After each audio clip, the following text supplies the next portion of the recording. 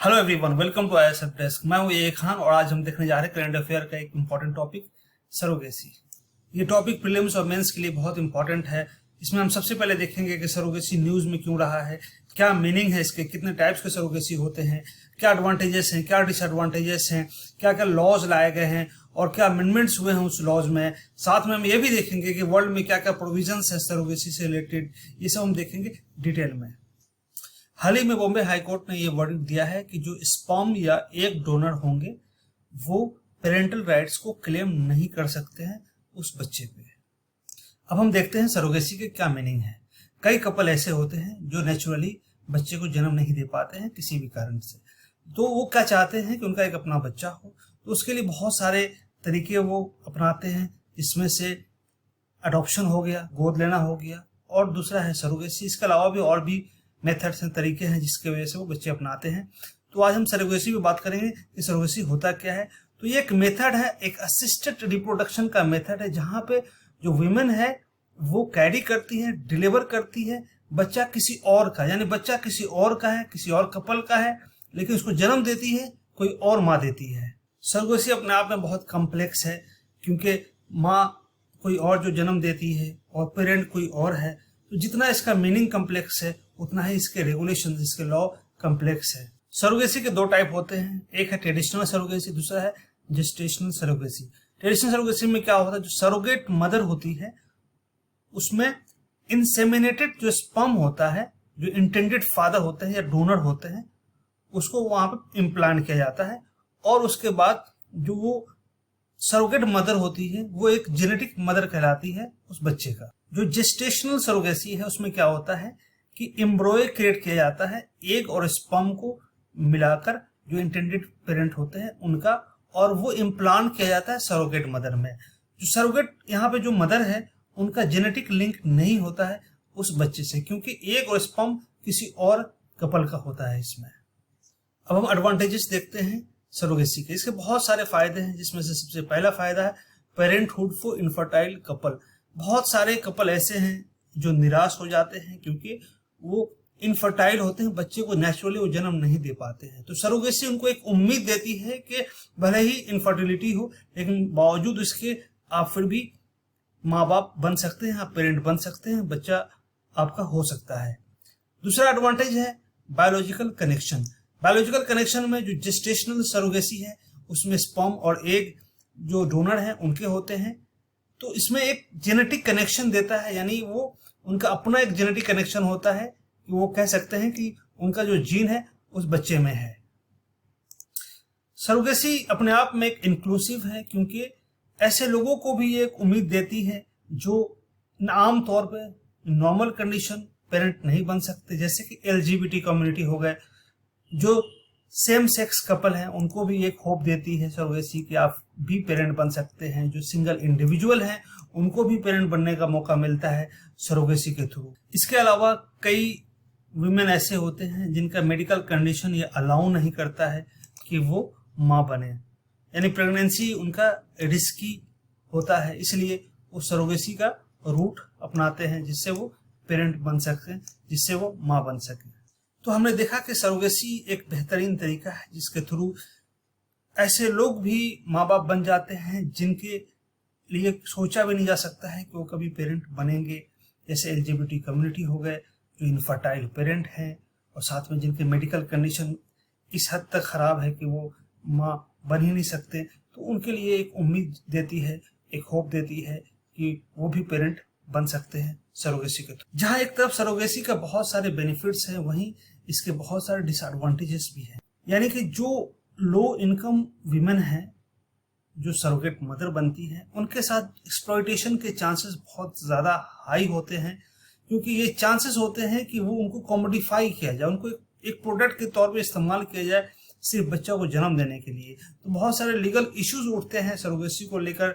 Globally बहुत सारे rules हैं और बहुत कॉम्प्लेक्स रूल्स हैं, रेगुलेशंस हैं सरोगेसी को लेकर। तो सरोगेसी अपने आप में एक इथिकल और मोरल कंसर्न क्रिएट करता है कि किस तरीके से ये इथिकली सही है, किस तरीके से इथिकली गलत है। तो ये एक डिबेट बना हुआ है। दूसरा डिसएडवांटेज है कि लीगल कॉम्प्लेक्सिटीज क्रिएट करती है सरोगेसी, यानी कि जो सरोगेट मदर है उनका क्या राइट होगा, जो डोनर है यानी जो डोनर पेरेंट है उनका क्या राइट होगा, इन दोनों का राइट्स किस तरीके से होगा, कैसे एक दूसरे का एक्सप्लॉयटेशन ना हो, ये लीगल कॉम्प्लेक्सिटीज हैं जो बना हुआ है अभी भी। अगला डिसएडवांटेज है इमोशनल एंड साइकोलॉजिकल इम्पैक्ट। जो सरोगेसी है वहाँ पे इमोशनल और साइकोलॉजिकल इम्पैक्ट होना लाजमी है, क्योंकि जो नेचुरल पेरेंट होते हैं उनको इमोशनली वो ऑलरेडी अटैच होते हैं अपने बच्चे से, लेकिन यहाँ पे यह है कि जो डोनर है स्पर्म और एक डोनर कोई और है, जो जन्म देने वाली जो माँ है सरोगेट मदर है वो अलग है। तो जन्म जो देती है सरोगेट मदर उसका अपना एक अटैचमेंट होता है बच्चे के साथ, जो डोनर होते हैं उनका अपना अटैचमेंट होता है। तो बहुत सारे इमोशनल और साइकोलॉजिकल इम्पैक्ट होते हैं सरोगेसी में।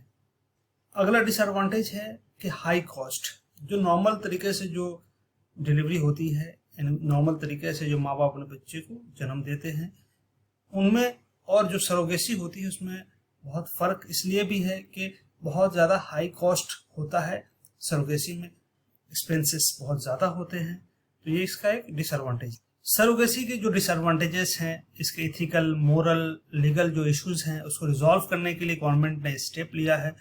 सरोगेसी रेगुलेशन एक्ट 2021 लाया गया है, जिससे जो डिसएडवांटेजेस हैं उसको बहुत हद तक रिजॉल्व किया जा सके। इसमें सबसे पहला है कि प्रोहिबिशन ऑफ कमर्शियल सरोगेसी। इसके अंडर में जो कमर्शियल सरोगेसी है उसको बैन किया गया है, उसको प्रोहिबिट किया गया है।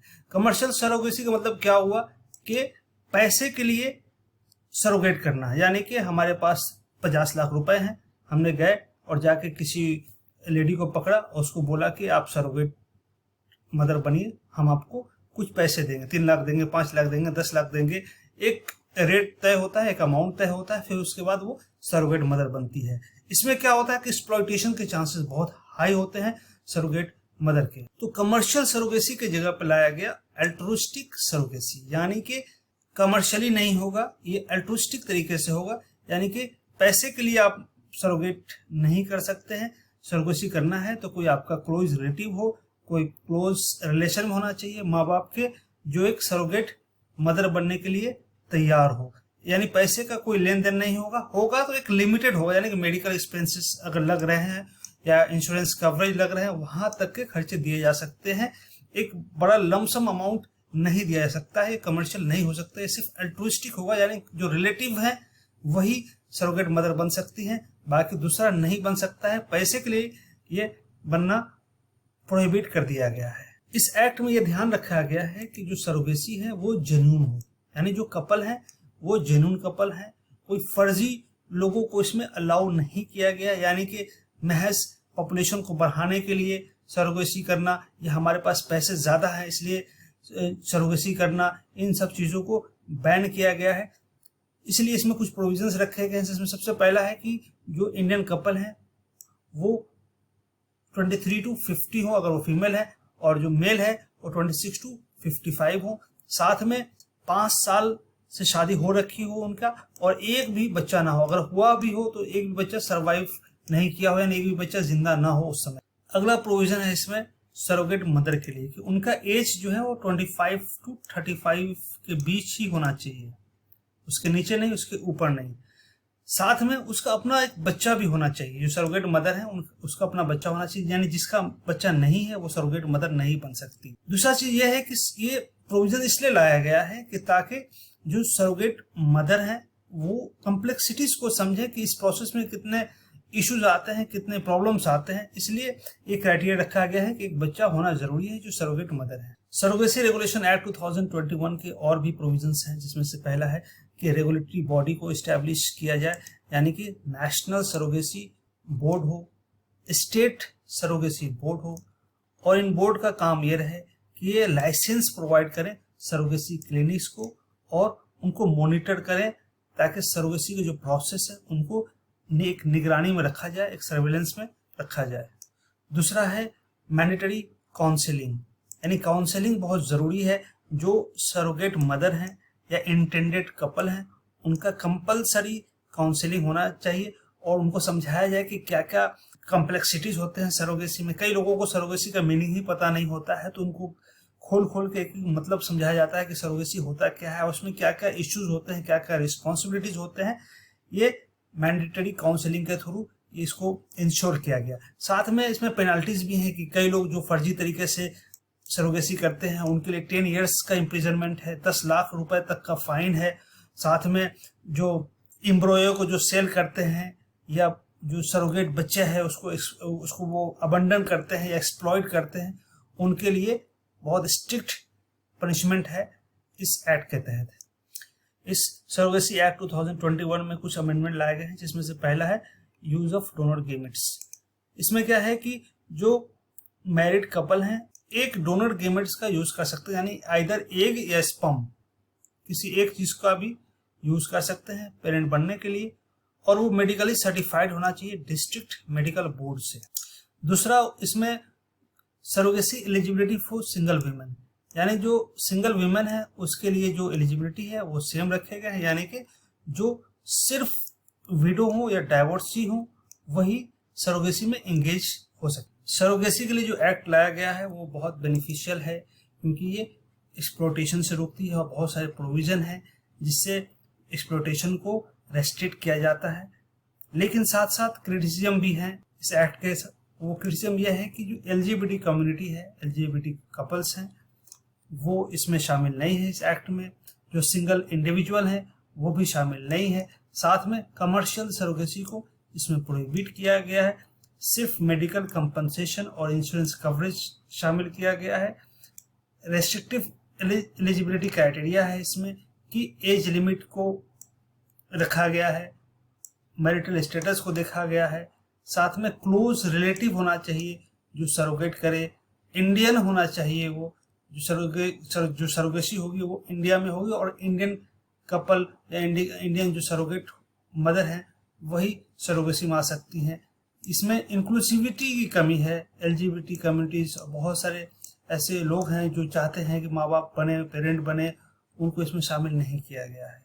अब आइए देखते हैं कि ग्लोबली सरोगेसी का क्या लीगल स्टेट। यूएस में सरोगेसी लीगल है कई स्टेट्स में ये लीगल नहीं है। जैसे कैलिफोर्निया में ये लीगल है, वहां पे दुनिया में अलग अलग जगह से लोग जाते हैं सरोगेसी कराने के लिए।